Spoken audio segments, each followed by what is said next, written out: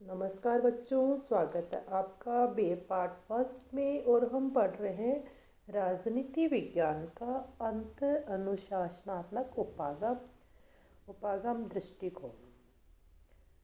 इसकी विकास और इसके अध्ययन के बाद हम देखेंगे इसके प्रमुख लक्षण क्या क्या है।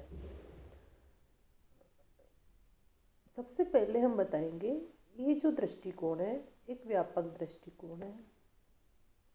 व्यापक मतलब इसने जो समाज विज्ञान के अन्य विषय हैं जैसे इतिहास, विधि शास्त्र, दर्शन शास्त्र, अर्थशास्त्र पर अपनी निर्भरता कम करते हुए राजनीति विज्ञान को नए समाज विज्ञान यथा मनोविज्ञान, अर्थशास्त्र, समाजशास्त्र और सांख्यिकी में हुए नवीन विकास से अधिक ग्रहण कर अपनी विषय वस्तु को अधिक व्यापक किया है।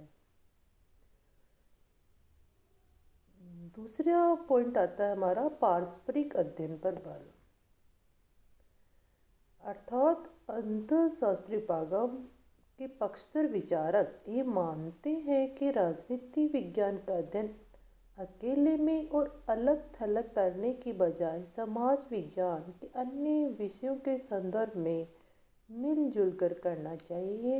ये भिन्न भिन्न समाज विज्ञान के स्थान पर एक ही समाज विज्ञान की स्थापना पर जोर देता है। तीसरा इसका जो पॉइंट है वो आता है केंद्रीय विषय की विभिन्नता, यानी जो प्रमुख किस पे ये ध्यान देते हैं। हम सभी जानते हैं कि सभी समाज विज्ञानों के केंद्रीय विषय वस्तु है वो अलग अलग है। जैसे अर्थशास्त्र का जो केंद्रीय विषय है धन, यानी अर्थशास्त्र में धन को मनी को अधिक महत्व दिया जाता है। राजनीति विज्ञान का जो केंद्रीय विषय आपको पता है शक्ति, और शक्ति के बाद हम आती है सत्ता हम प्राप्त करते हैं और हम व्यवस्था चलाते हैं। और समाजशास्त्र का केंद्रीय विषय समूह की बात करते हैं। तथापि ये माना जाता है कि सभी समाज विज्ञानों की अध्ययन पद्धति एक ही है और वह है वैज्ञानिक पद्धति, और सभी मूल्य निरपेक्ष और तटस्थ है। सूक्ष्म अध्ययन पर आग्रह है। राजनीति विज्ञान की जो सोच सामग्री का प्रेक्षण, वर्गीकरण और मापन में अधिक सूक्ष्म तकनीक का प्रयोग करना चाहिए और सांख्यिकी एवं परिमाणात्मक निरूपणों के प्रयोग पर अधिक ध्यान देना चाहिए। एकता की बात करते हैं। ये उपागम सामाजिक विज्ञानों को व्यवहारवादी विज्ञानों के रूप में देखता है और राजनीति विज्ञान को अन्य समाज विज्ञानों के साथ तारतम्य बनाने पर या उनकी एकता बनाने पर जोर देता है। यानी हमें अलग थलग नहीं करके बल्कि इस विषय को अन्य विषयों के साथ जोड़ के हमको और अधिक इसको समृद्ध बनाना है। विश्लेषण पर अधिक बल, ये उपागम विश्लेषण पर अधिक जोर देता है।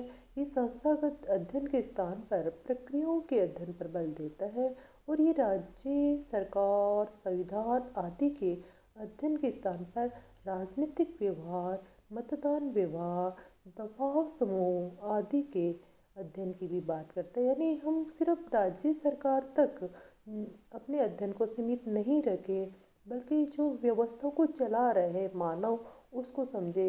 ये मतदान व्यवहार में हमारे जो व्यवहार में नियमितता देखने को मिलती है उसको समझे। ये जो दबाव समय में किस तरह से सरकार की नीतियों को प्रभावित करते हैं इनका भी हम अध्ययन करते हैं।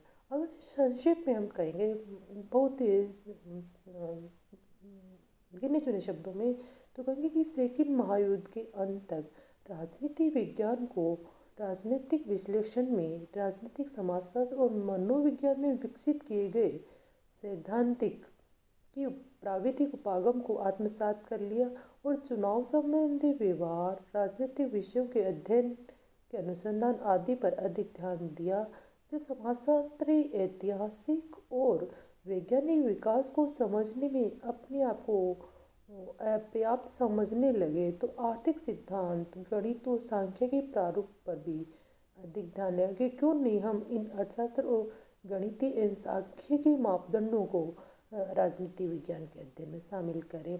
निष्कर्ष में हम ये कहेंगे कि समाज विज्ञान में एकता होनी चाहिए। समाज का कोई भी उचित अध्ययन विभिन्न समाज विज्ञानों के सीमित दायरे में नहीं किया जा सकता, क्योंकि समाज तथा सामाजिक मानव के हर पहलू आपस में एक दूसरे से संबंधित है और उन्हें अलग अलग करके अध्ययन करना हमारे लिए असंभव है। इसलिए तमाम समाजी विज्ञान आपस में एक दूसरे से संबंधित है और अर्थशास्त्रीय अध्ययन पद्धति फिर से समाज विज्ञानों में इस संबंध को उबार दिया है।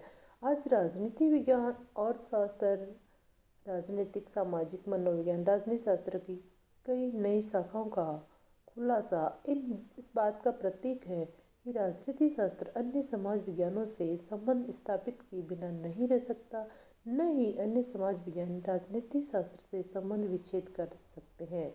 समाज के जटिल संगठन का अध्ययन समाज विज्ञानों की आपसी एकता पर आदान प्रदान करके ही किया जा सकता है। धन्यवाद। और हम नेक्स्ट पढ़ेंगे इसका सेकंड, शक्ति, सत्ता और वेदता। धन्यवाद।